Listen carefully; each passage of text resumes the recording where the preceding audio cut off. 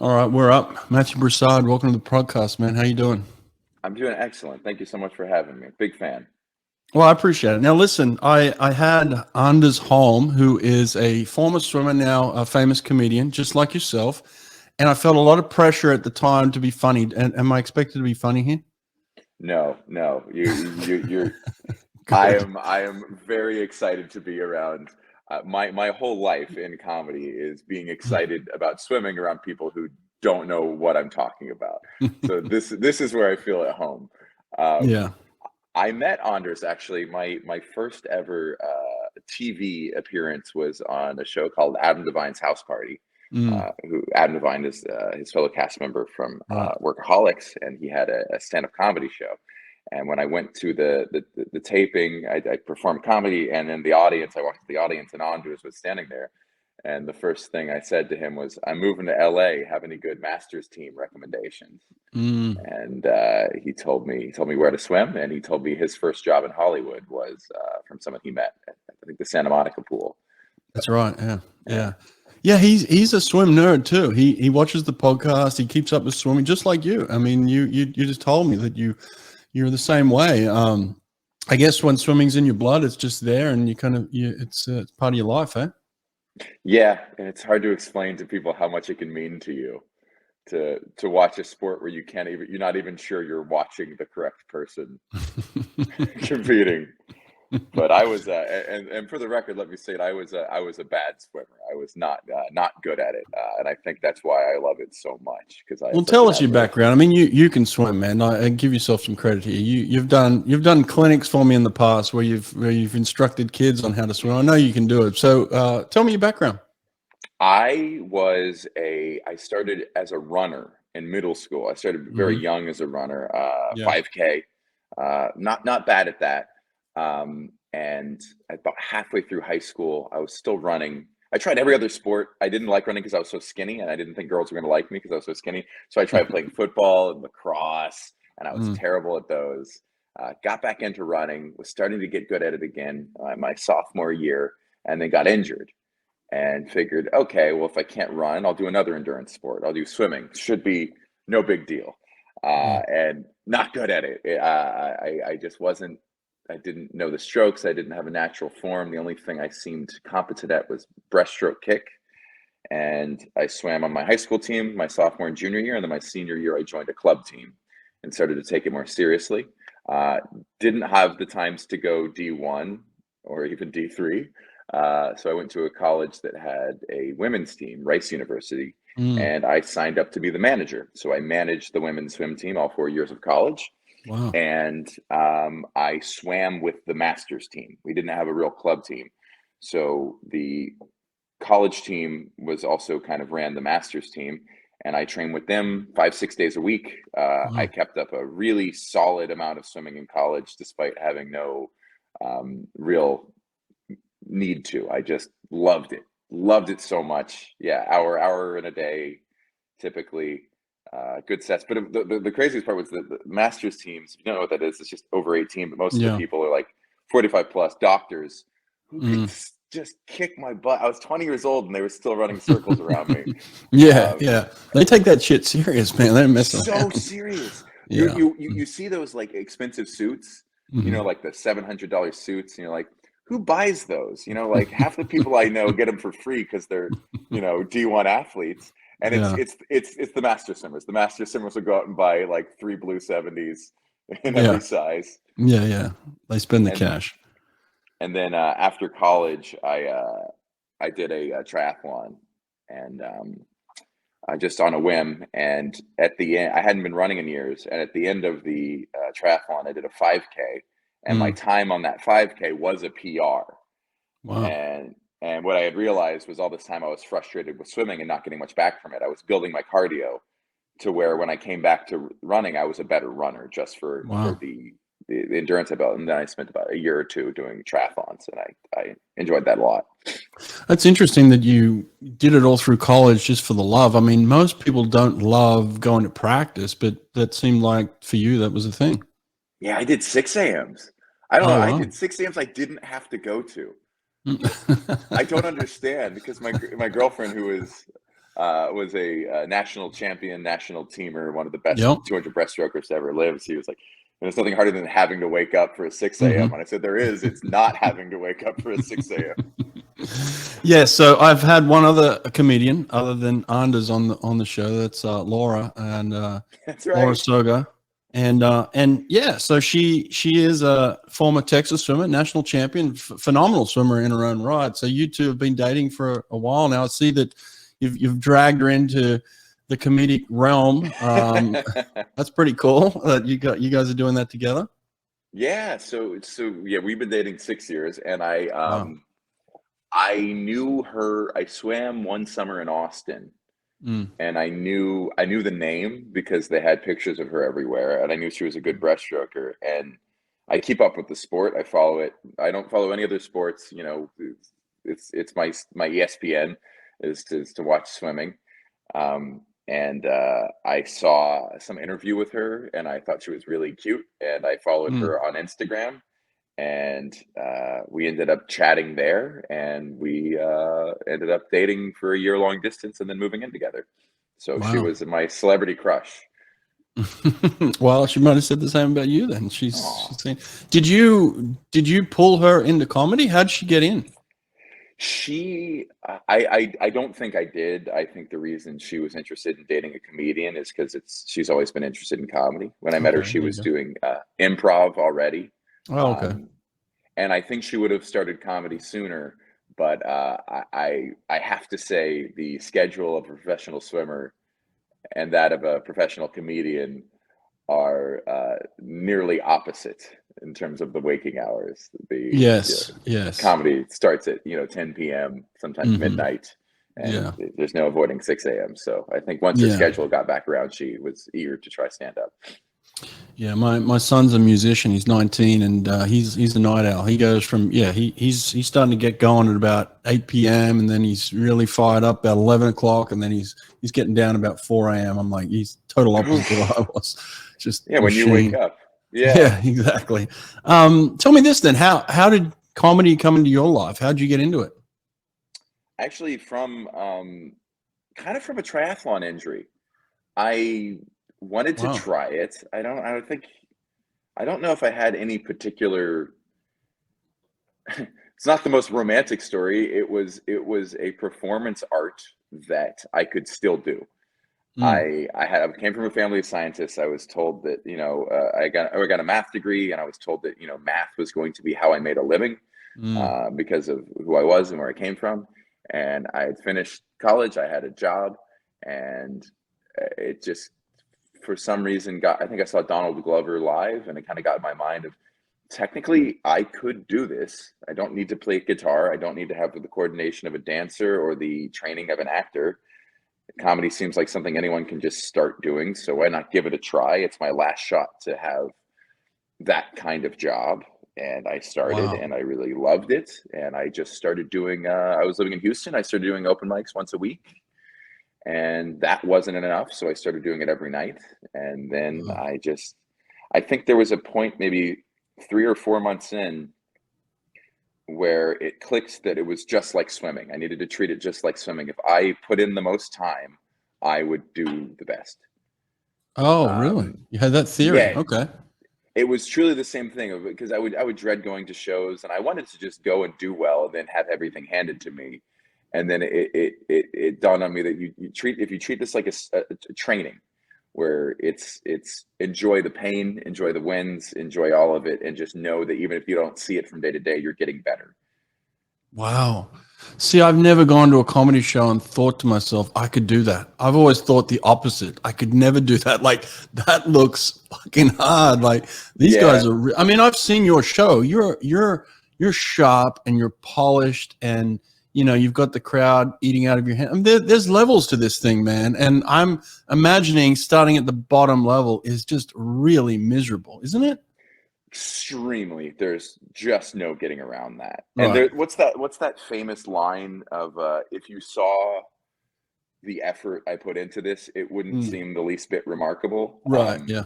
And maybe you feel that way about swimming, where I'm sure you Mm. started very talented, but to go to make a tenth of a second drop in your best event was, no one would think that was worth it. What it took to get from, you know, bronze to silver. Swimming was it's the most physically painful thing I've ever done. It hurts like nothing else. Comedy was emotionally that. And part of me felt I can deal with this because I already did an activity that required me to almost suffocate multiple times a day. I can handle a little bit of embarrassment and shame and waiting for my name to get pulled out of a hat. But the first year of comedy is so miserable, I'm not sure how I got through it. You bomb most of the time. You have no sense of if you'll ever be good. And when you're not good at comedy, you're never okay at comedy. You're bad and it's embarrassing. And you finish and you want to dig a hole and climb down into it and never talk to anyone again. That's the hard part. And that's how I imagine it. Yeah, exactly. I'm glad you're honest with that, because I've heard other people speak and kind of gloss over that first year of pain and agony. And I can't say it goes away after a year either. One of the hardest things with Laura starting was I'll support everything she does and I will be here for her, but knowing that she had to deal with that kind of pain and there was nothing I could do for her to avoid that. But you are a mentor to her. How difficult is it to date somebody and be a mentor at the same time and give them like honest feedback, but the type of feedback that's going to help them grow beyond just kind of smashing them and killing them, you know? Yeah, I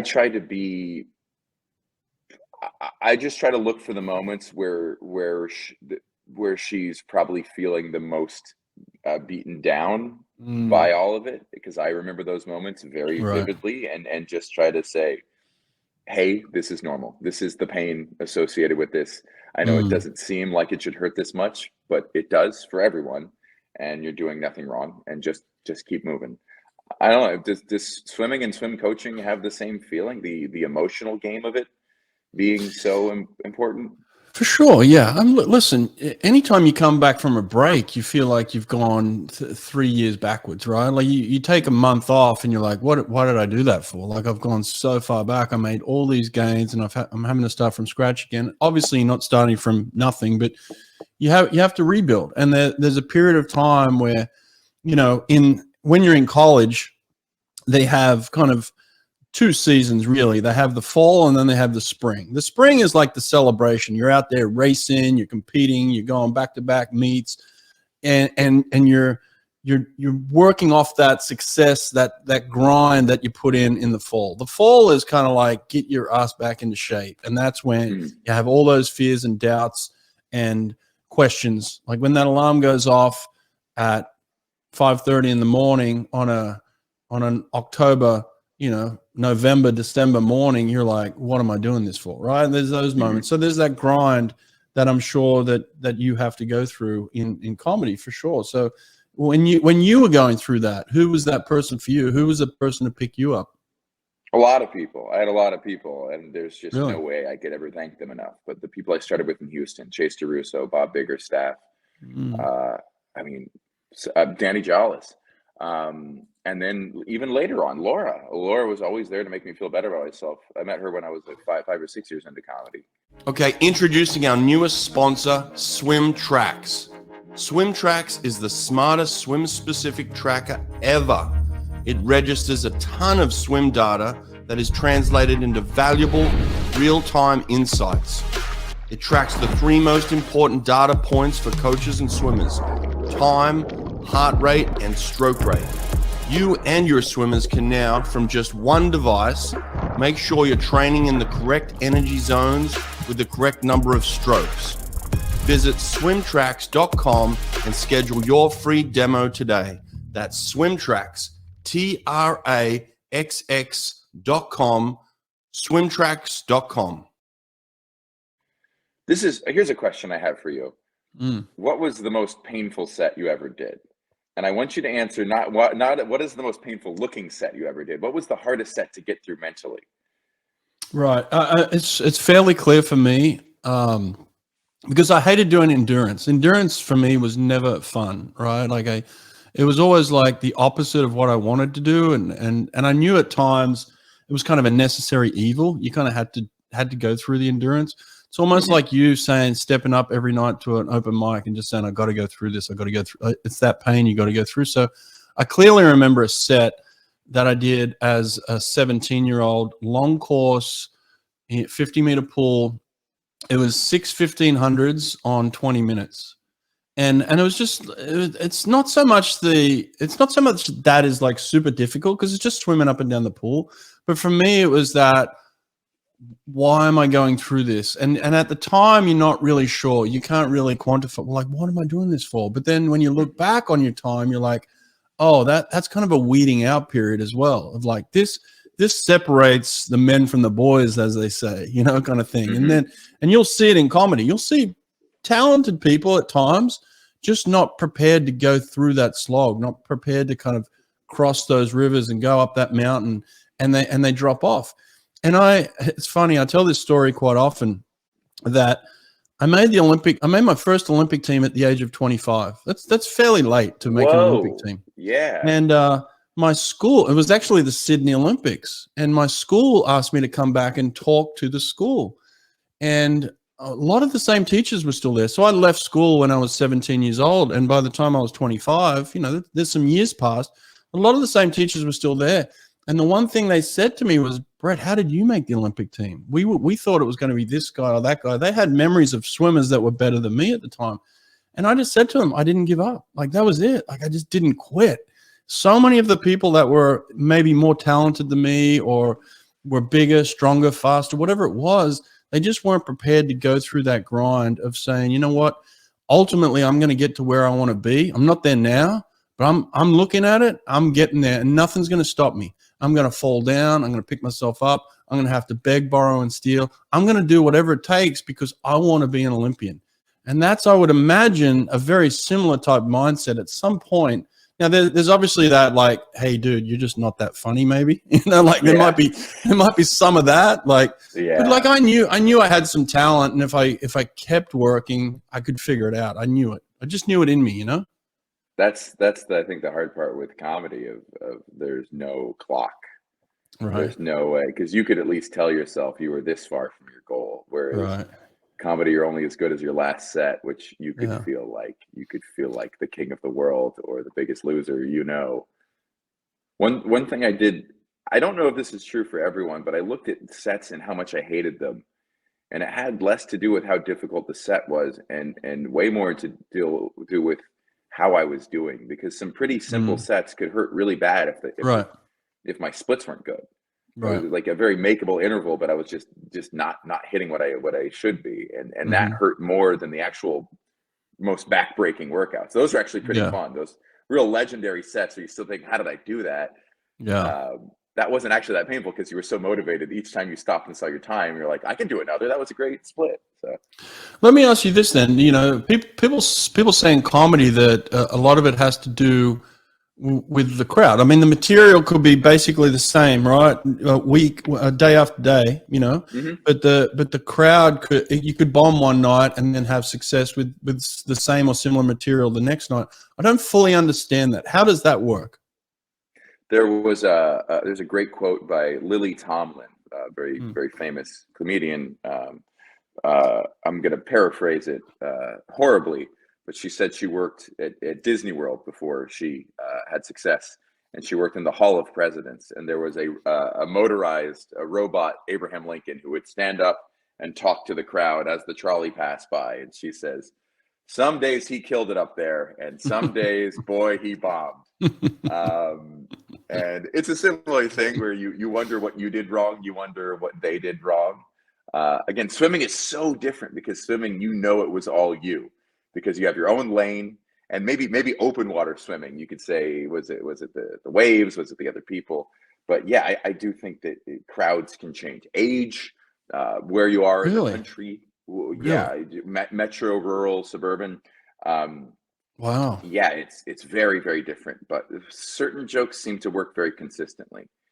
And I would say that the jokes are important, but I think like 60% plus is just your energy and whether you seem authentic and whether you are kind of connecting with the crowd. Because there's Right. some nights where I don't do good material, but I just have I hit the stage in a very good mood and have a good kind of rapport with the crowd, and jokes that shouldn't work are working. And then more often I'll go up there and do a word perfect set that I've worked on the jokes for years and I know they're good, and I'll still just not really get much laughs because it wasn't genuine. So Wow. it's it's Now you seem to very be a frustrating. particular type of comedian too. Like I guess each comedian has their own. What do you call it? Like they have their own kind Voice. of their own voice, their own persona in a way. Like you come across as a very intelligent comedian. Like you speak, you talk, your jokes are intelligent, and the way that you build them, you can clearly tell that you're smart and you're a thinker. Is that the kind of the way you wanted to come across as a comedian? I'm happy it does. I mean that. So there, that's I appreciate that. That's about the highest compliment you can Oh, give good. me. I come from it's not my goal. I'm trying to be funny. That's my first goal. But I Hmm. come from a very academic family who was very disappointed. I picked this as my job, so perhaps that's my insecurity that I didn't pick a different path, manifesting in my comedy. I'm using bigger words than I need to be, but Do yeah, you that's try and cut your own path where it's like you create separation with other comedians? Like I don't want to necessarily go down the way that they're doing things. I want to set my own standard over here so that when people hear me, like they know that I'm different, that I stand out. Is that kind of part of your thinking? absolutely. I think Mm, uh, this is a hugely broad statement, and I'm sorry for making such a generalization, but I think that's one of the biggest differences between artists and athletes. I think mm, athletes want to be the best at a specified thing, and artists know they can't. So if you create your own event, you are by default the winner. So if you create your own voice, your own style, your own genre of what you're doing, you're therefore the best at it.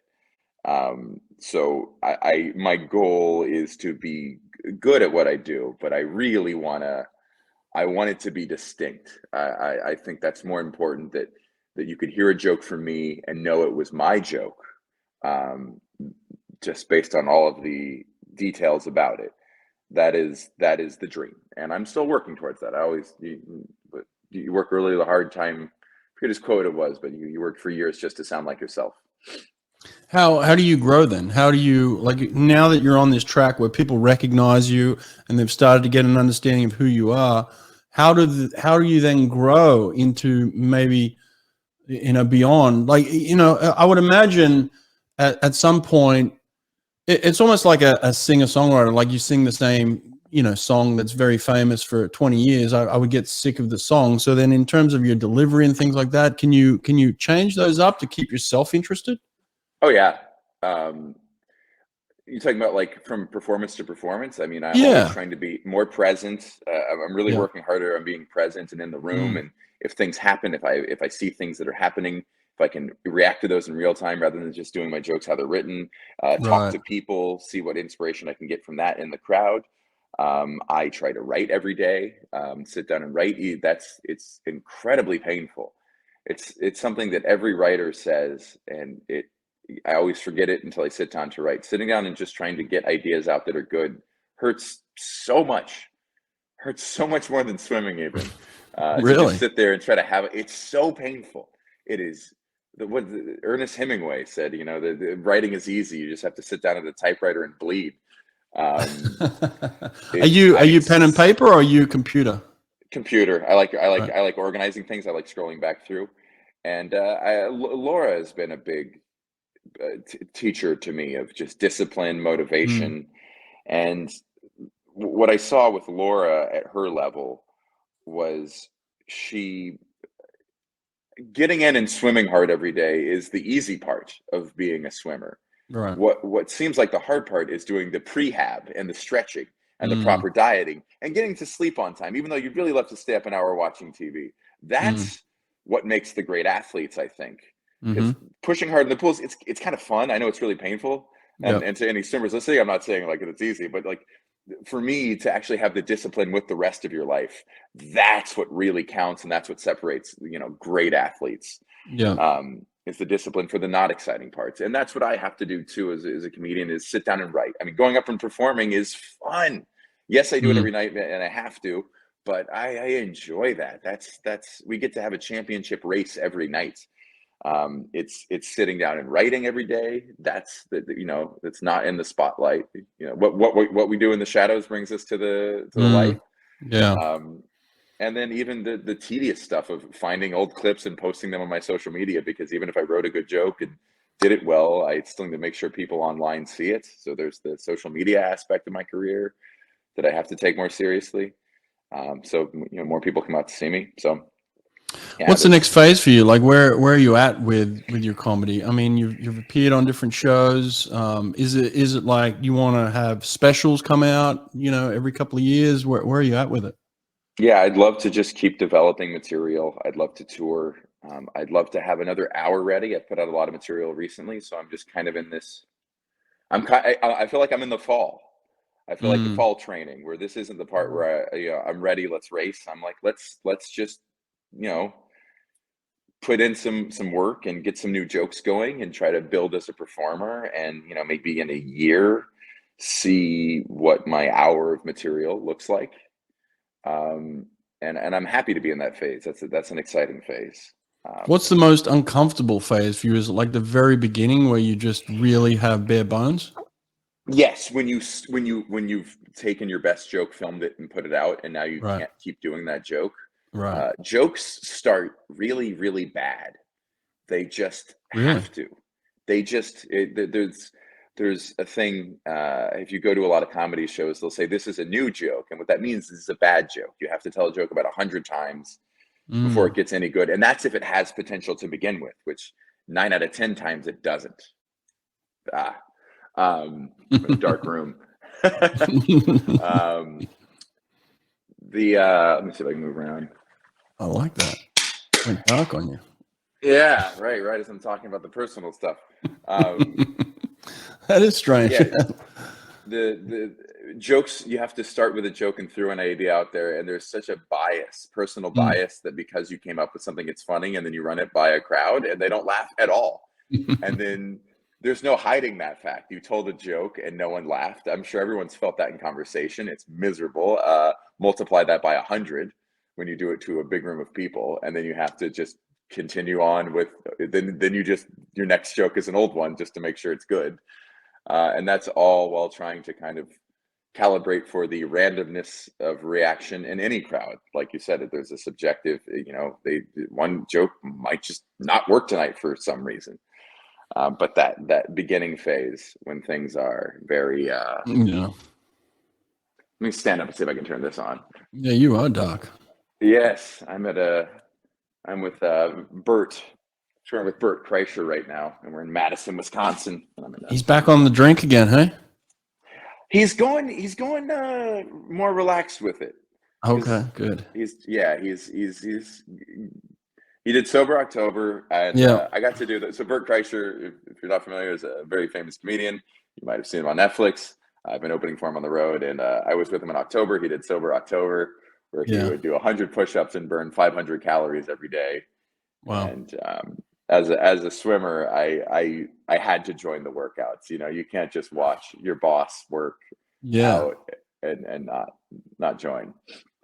Yeah, I watch him on Joe Rogan. It's good. I like the stuff they do there, and kind of the fun they have together. And yeah, how do you get on? How do you do that then? Like, how do you get invited to be an opener for someone like him? In 2014, I was in Atlanta, Georgia, visiting my mom, and I reached out to the club saying that I was in town that weekend and would love to feature for whoever was headlining that weekend. And Bert was the headliner that weekend, and this was before the Machine made him a world famous comedian. And we did shows together all weekend, and on the last show, my mom came, and halfway through his set, he made me and my mom come on stage and take a shot with him. And he told my mom that he thought I was going to make a career in comedy, despite Oh her wow, that's fears nice. I would not. Yeah, it was great. And then I didn't hear from him for about 8 years. We didn't talk. It was just, didn't overlap very much. And then I got a message saying he would love to have me as an opener on his tour, and it's been Wow. a blast. It's so fun. We do these big shows in all these different cities. We finish the show, we get out on the bus, and we, maybe have a drink, maybe sit around, maybe go to a bar, and then the bus takes off around 2 a.m. and drives overnight, and we wake up in the next city, and we do that for So a week or everybody's on two the at a bus time. together. Yeah, yeah. Wow, that's Comics really crew. cool. It's a great time. It's really fun, and he's been on a particular workout kick since I joined the tour. So we have kettlebells and a rowing machine, and we even went and did a pool workout. He filmed his challenge to Wow. Caleb Dressel, Oh, that's and right. I and saw that. when the shot cuts away to someone with better form than him swimming, that was me as a body double. Oh, there you go.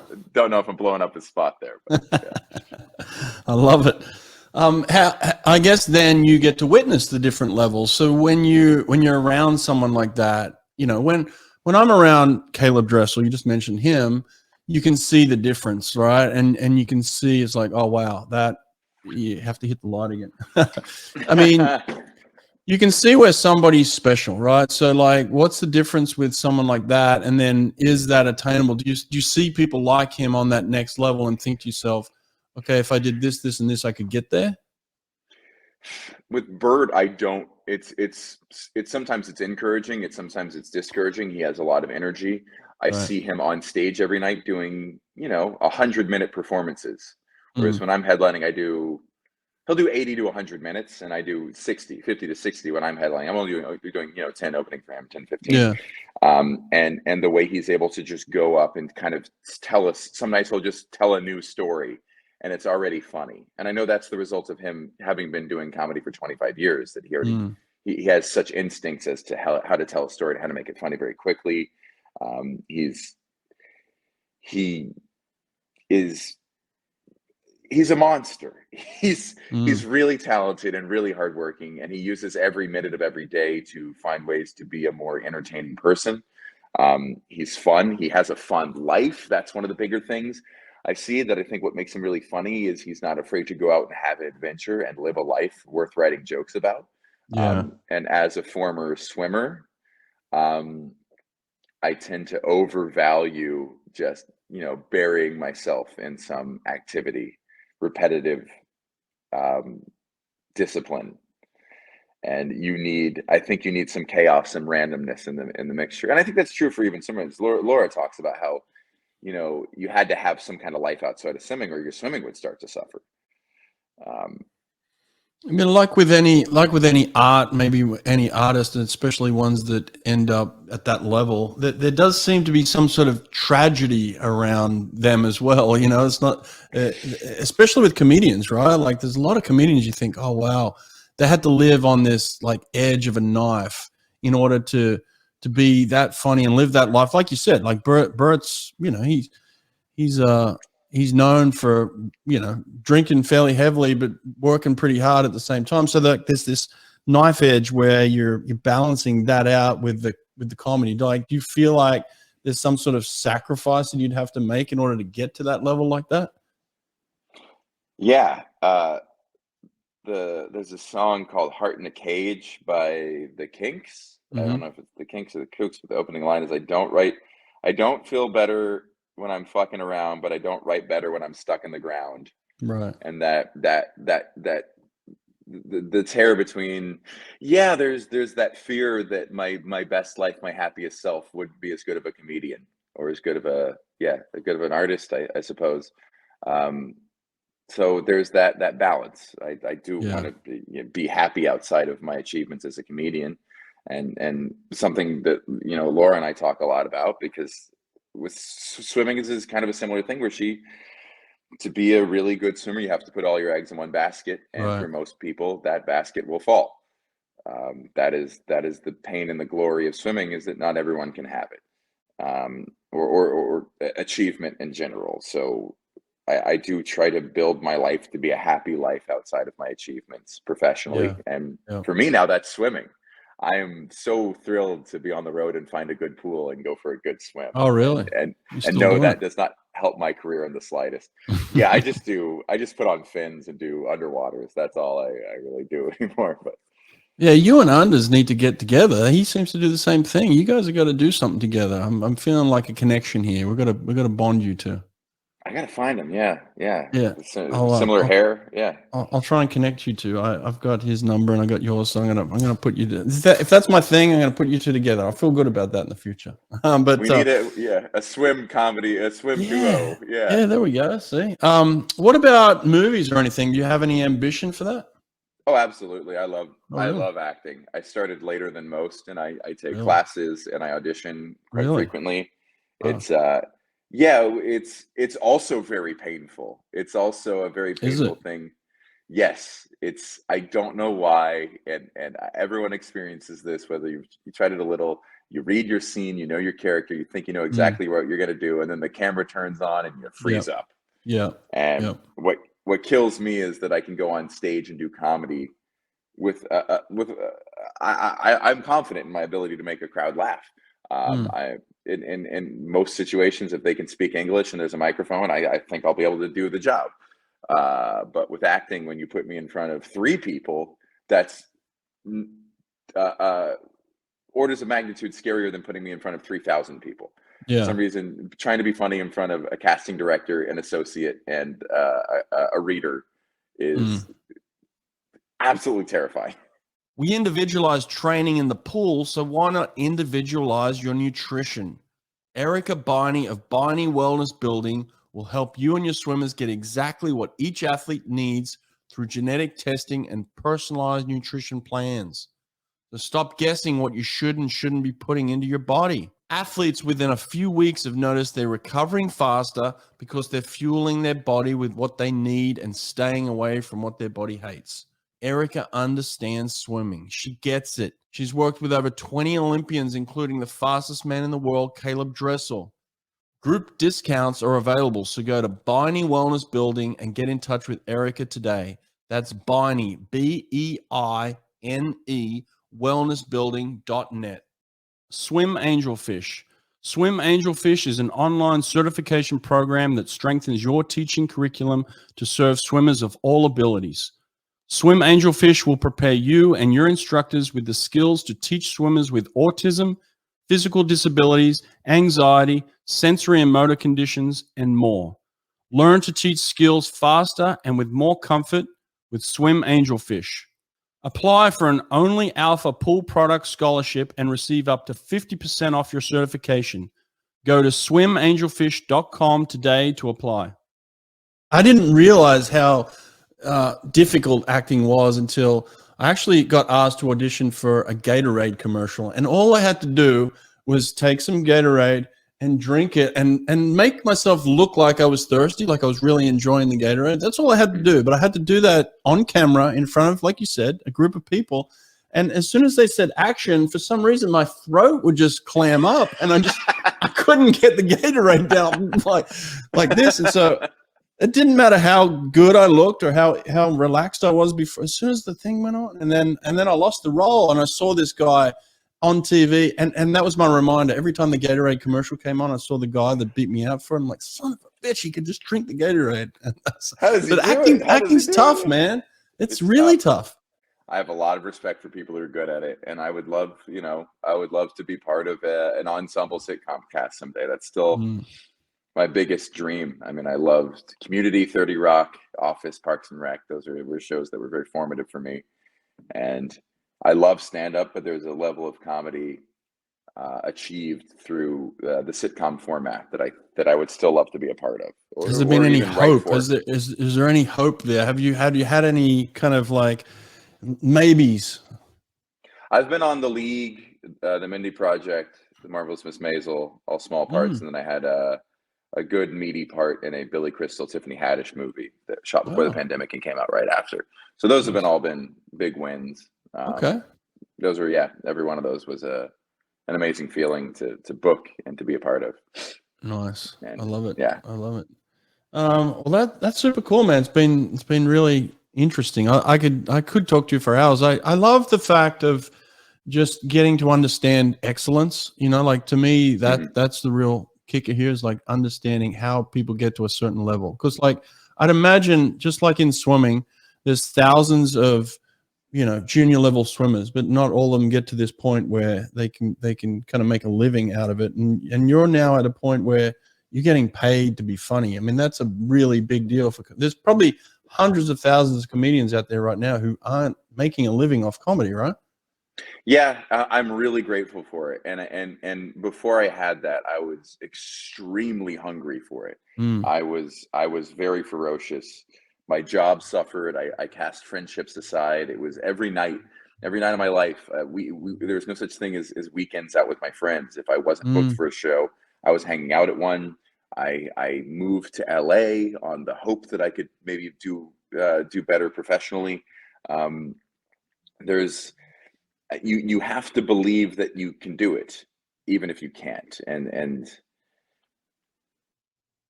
A few moments later. if you could say to anybody that wants to get to that next level and be a comedian, so for you, sacrifice was kind of a necessary evil to kind of get to where you wanted to be? yes, and delusion. Really? The idea that I can't tell any person if they have what it takes to get there, but you're definitely not going to get there if you don't think you have what it takes. Yeah, that's true. Yeah. So one way or another, if you want it, just choose to believe it is the best thing to do. But And there's some talent, right, in athletics. Like if you like, I've seen people and I just feel so sorry for them when they're just like got zero talent and they're just trying and they're trying. I mean, you must have had some talent. You have more than you think you have, right? At swimming, I mean, Well, what about, I mean, just in comedy though? Like you must see people that you're like, you're just yeah. never gonna get there. I think that was the motivating thing for me in comedy was that with swimming I put six solid years into it. I worked really hard at it and got to see that I didn't have it. I worked hard enough to know I Okay. didn't have it. So when I Right. started comedy and the first time I did comedy, it actually went fairly well. And in the Uh, first year of comedy, I saw that I had ability above average. That I was right. in my first year that I was Yes. progressing faster Yes. within a much higher percentile than most people were progressing. And I thought, well, if I could work that hard in swimming and I wasn't good at it, imagine this new thing where I actually do have some ability coming into it. So Right. that was a very motivated. So the idea that I failed at swimming was really motivating to Right. Yes, that makes sense. Okay. Now, before some of my best performances in the pool, I would try and get in a very relaxed state, almost like where I would just stop thinking and turn the brain off and just allow the body to kind of go through the motions of what it's trained to do. Is that a similar thing in comedy? Like right backstage, are you just relaxing and not having to, cram the jokes into your head? me. Yeah, I was one of my first late night set was Conan. I did in Hmm. 2016, Yeah. and I was standing backstage, and this is a place most people will never get to see. Is that you're standing behind curtains, and there's Mm. two crew members who look like dock workers, just burly, four-armed men wearing, uh, whether they're janitor's outfit kind of looking Mm. things with mustache and hats, real blue collar guys. So you're standing there and they're holding the curtain like this. And their job is to, when they say my name, pull the curtain open and I walk out. And I'm pacing back and forth. And they asked me a question. We're talking for a second or two. And they say, hey, we'll leave you alone. And I said, no, please talk to me until they say my name, because I don't want to Mm. remember what I'm about to do. I want to Ah, forget what I am about to go do up until the moment I'm doing it. Because if I sit here and think about what I am about to have to do, I'm right. going to panic Right. that I have to, for 5 minutes, word perfect, performance perfect, fake all of this whatever performance and remember all these words. Yeah, I love to just forget that I'm about to race. And then sometimes if I'm so nervous that I can't control it, I try to reframe it of, you're not nervous, you're excited, enjoy Mm. the enjoy the privilege of getting to go up and speak to people, enjoy the privilege of this pressure. You know, it's a high pressure situation that you earned your way into. I mean, same with big meat. So you're behind the Very blocks similar. for a reason. Yeah, exactly. You're right. Yeah, you have to say those things to each other because we have a tendency as humans to kind of negative thoughts are very easy to flow in. Like it's very difficult for the positivity just to seep in, but some reason the doubts and the fears just like flood into you, and so it's almost like you have to push them out and hold the doors, like hold and just let the positivity kind of just float around for a second because those fears and doubts can be crippling at times, Yes, I like to pretend I'm my younger self looking at me now in those moments of picture myself as an open micer, not sure I had what it takes to get paid $10 to do comedy, much less be on television, and think, how would I view myself if I was 23 looking at myself now at 34 about to go on stage and film whatever, and that always makes me feel a lot better. I'm sure I would look at myself and go, hey, be happy, look at what you're about to do, aren't you excited about that? Yeah. What about this? Just one last thing here. I can remember a couple of times in my career where it was a big moment and I performed really well. Is there a performance that stands out in your mind where you're most proud of, where you feel like you knocked it out of the park, where you were under a lot of pressure? Yes. In October 2013, I had moved to LA and my boss had let me keep my job in finance. And I felt so blessed that I could keep a day job that would end at 5 o'clock and I could go do comedy and I wouldn't have to make this leap to a professional comedian. And then I lost my job as soon as I got there under some very unfortunate circumstances that were out of my control. And I was terrified. I didn't have a day job. All I had was my savings. And suddenly it felt like I had to make comedy into a career. And I put all this effort into not putting the pressure of making comedy a career on myself. And then suddenly I had to make ends meet. And I booked a NACA convention, NACA Nationals, which is the college showcase for the whole country where you go up and you do comedy. And it was in Boston. I had a flight to Boston from LA, and on the way to the airport, I got a message that the Boston airport shut down. So I had to get my flight rerouted to Hartford, and I flew into Hartford, and I got a rental car, and I drove down to Boston, and I stayed at a hostel, and I had to be at sound check by 8 a.m. For a 10 a.m. performance. And I was first on the show. The host wasn't even it was 1,000 college bookers. The host wasn't even a comedian. The host was a spoken word poet, which meant I was warming up the crowd at 10 a.m. on a Thursday, just the least conducive it needed to be for comedy. And I knew my whole career rode on that show. It needed to be, I needed to book enough colleges to pay my rent for the year, or I was going back home. And it is the only set in my life where the crowd wasn't good, and I willed it into being a good show. I don't know what happened, but I said, this has to be good. It can't be bad. I have no choice in the matter. This set needs to go well. I will make it go well. And I booked 40 shows. That was one of my proudest moments. Where See, man, you tap into that energy more often than not, you're gonna be exactly where you want to be. Like that's it. Yeah. That's the energy, man. I love that. That's an awesome story. That's like that do or die mentality of like, this has to work and I'm going to make it work. I love that. And it doesn't, usually that attitude fails so horribly. I've had that attitude so many other times since. I'm like, this has to go well. You're like, bad energy for comedy. You want to come up there all aggro. Force it. Yeah. Yeah. Well, I appreciate it. Well, in terms of over the next few months, where can people find you? Oh, I've got dates coming up in Toronto, Detroit, DC, Minneapolis. I'm Monday Punday on all platforms, and you can check out my dates at Broussard.live.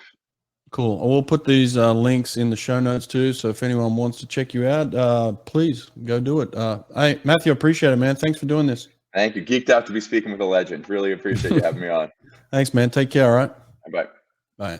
Vasa has been the go-to training tool outside of the pool for over 30 years.